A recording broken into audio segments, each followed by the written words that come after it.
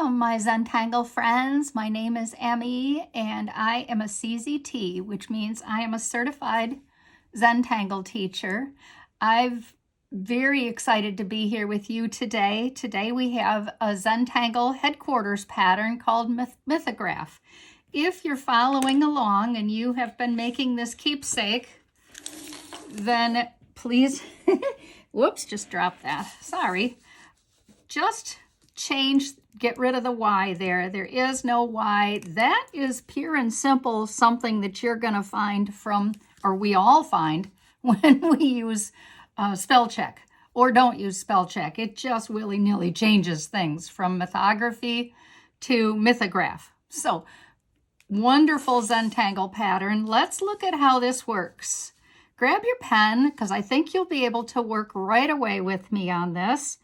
And I'm going to make a long line that has a bit of a wave to it, up this far or farther, whatever. And then I'm going to come back down and because I want to point at the top and kind of like an aura, back down. Take your time. So, the first thing we're going to do with this pattern is we're going to make some wavy lines off. So I'm going to come right here, make a bit of an S wavy line, and then I'm going to come back from either end, your call, and make a second line that closes at the top.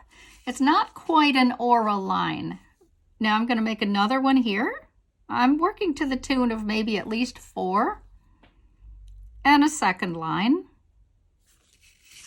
And on the other side, let's do this again. Bit of a wave each time.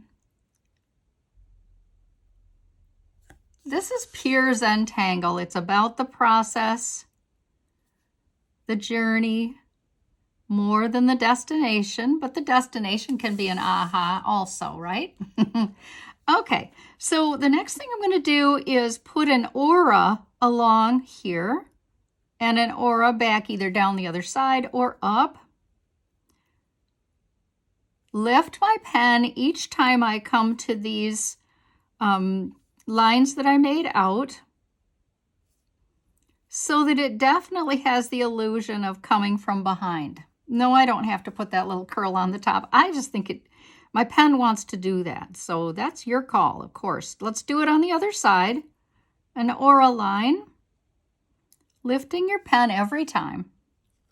Let's add a few more, maybe even 4 of these fronds going off or these little lines. Make an S and a second S. Maybe another one this direction. Your call.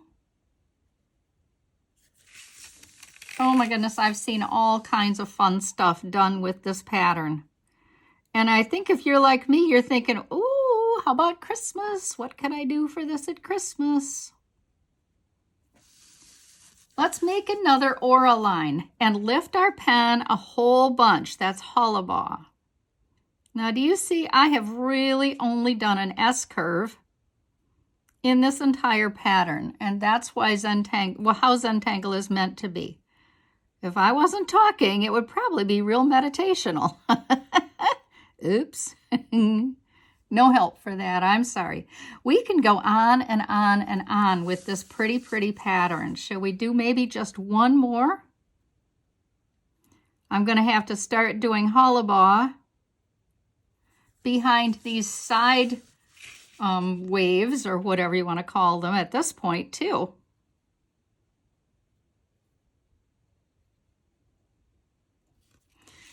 If you're ever on the mosaic, or if you would type in Zentangle and type in mosaic, or you can get to it from the Zentangle.com site too, and just put a hashtag in the search bar along the left side, just put a hashtag, and then type in the name of the pattern you want, just one word. I'm going to do one more out row here.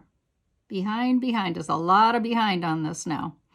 Anyway, that site, Mosaic, will show you just a ton of ways to do this pattern from other CZTs and lots of good ideas.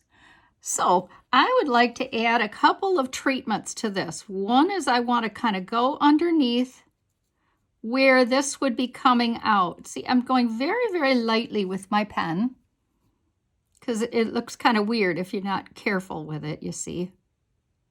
So just lightly right there where these little fronds or sticks are coming out so that they look like they're part of a fabric.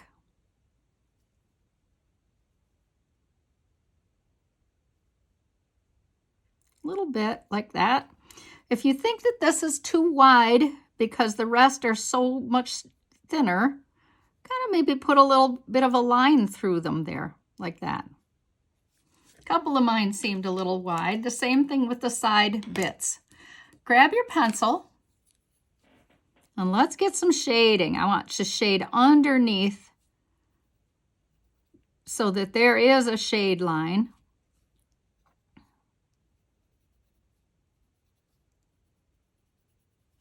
And I want to shade at the beginning of these fronds at the top. And maybe you'll decide you want to do a little bit on the tips as well. Those are quite tiny. But there's room for that, I think. Maybe at the bottom too. Might pick up our pencil a couple more times here. We'll see. Push it along.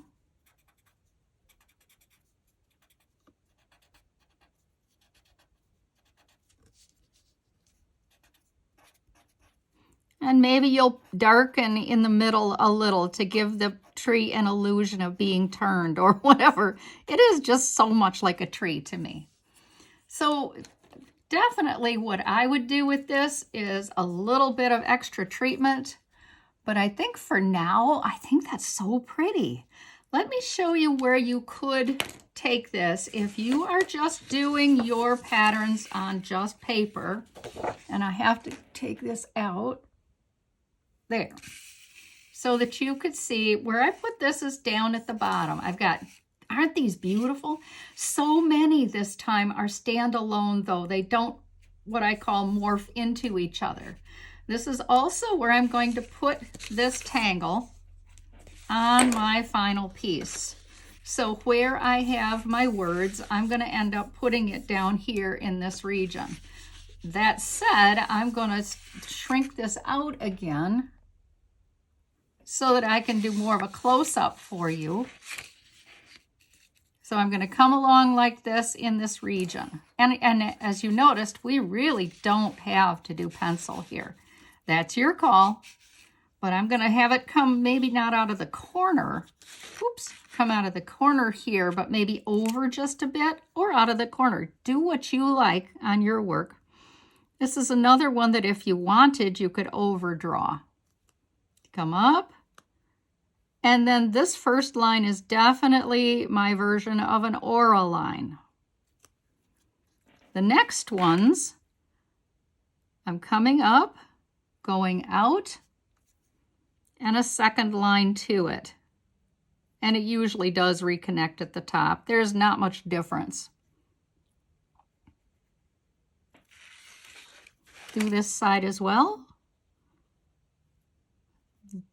S-curves, lots of them, in this pattern.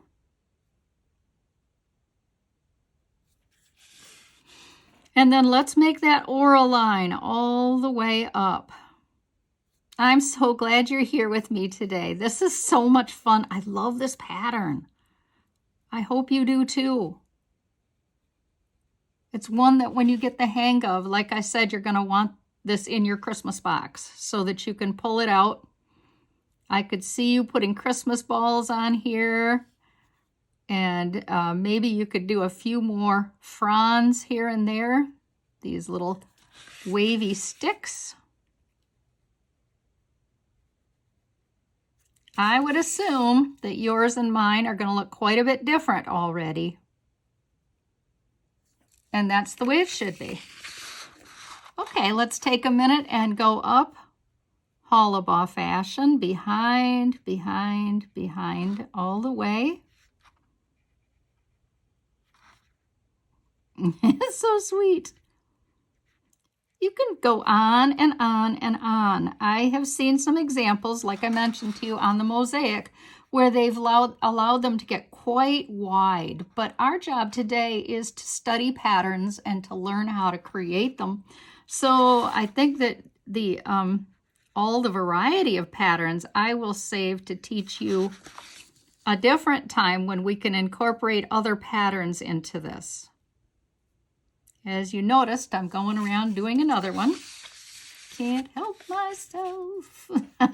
Something that maybe wants to come out and maybe not go up quite as much. This mythograph is very, very fun. Okay, let's get going on our finishing this piece. So, add a little tiny bit of darkening under these. Gives it the illusion of really coming out of the base of the tree. Even though Zentangle is not supposed to look like anything, sometimes it does. If you're working your pen real light, you can kind of see how I can feather that in, not have it be so standalone there. Just feather it in, yeah, like that. I don't know if I'm talking to me or you. Okay. So the next thing I want to do is get going with some shading. Can make this a little darker. It seems like it's a little bit wonky. Love that word. And some shading. Shade the bottom where it's coming out of here. Shade these two, the bottom of these fronds.